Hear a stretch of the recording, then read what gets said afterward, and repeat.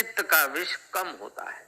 और अपने से जो नीचे हैं, भक्ति में, त्याग में, सेवा में, जप में, स्मरण में, संयम में, अपने से जो नीचे हैं, उनके कहने में अगर हम लगने लगते हैं तो हमारे चित्त में विकार होने लगते हैं। तो हम अपनी रक्षा कैसे करें कि जिन्होंने अपनी रक्षा की, ऐसे पुरुषों का संग, हरि की शरण ले, परमात्मा का चिंतन करे।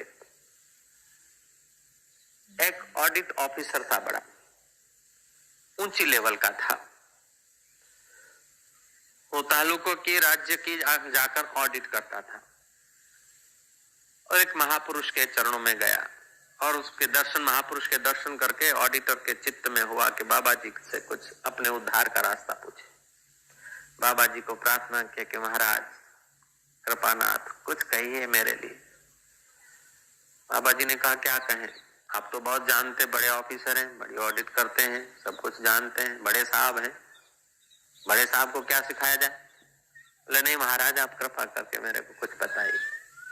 तो बाबा ने कहा देखो, आप ऑडिट तो करते ही हैं, हाँ, तो ऑडिट करते हैं तो क्या बढ़िया है, उधर तो नजर नहीं डालते, कहाँ कमी है उधर ही नजर डालना पड़ता है, और कमी को खोजने के लिए ही तुम्हारी नियुक्ति होती है। हाँ, तो जैसे दूसरों के चौपड़े ऑडिट करते हैं, ऐसा अपनी दिनचर्या का ऑडिट करोगे तो कल्याण हो जाएगा। श्री राम। जैसे दूसरों के किताब चौपड़े ऑडिट करते हैं, ऐसी अपनी दिनचर्या को ऑडिट करोगे तो कल्याण हो जाएगा।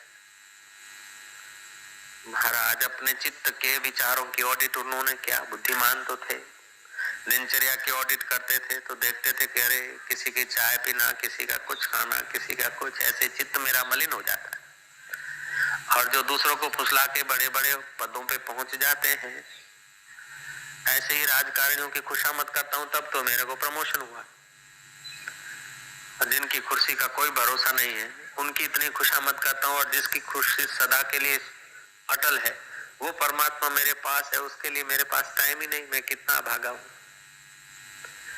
उनको वैराग्य हुआ और महाराज उसने रिजाइन कर दिया। और अभी इस समय वो बड़ा ऑफिसर एक ऐसी शांत जगह पर है कि ईश्वर और वो दूसरे तीसरे की कोई जरूरत ही नहीं, जोगी बन गया वो। तो जब हमारा चित्त शुद्ध होता है तो थोड़े से ही वचन संत के हमारे चित्त को परमात्मा के रंग से रंग देते हैं। और चित्त हमारा मलिन होता है तो बार बार सुनते धीरे धीरे मैल निकलता है। श्री राम।